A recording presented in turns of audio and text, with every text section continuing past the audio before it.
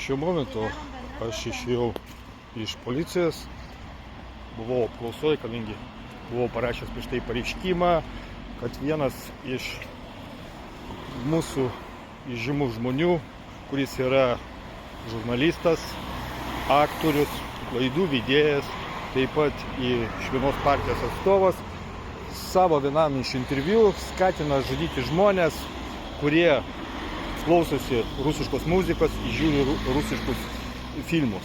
Jie atimti nuo tokių tėvų savo vaikus.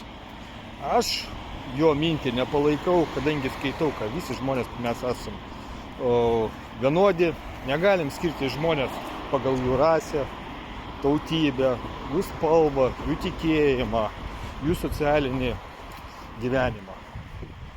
Bet blogiausia tas man nepatiko tas, kad aš parašiau pareiškimą, o jo kolegos, partijos bičiuliai, nieks nėra tokių beveik žmonių, kurie pasakytų, kad tokie žodžiai negalima sakyti demokratiniai visuomeniai.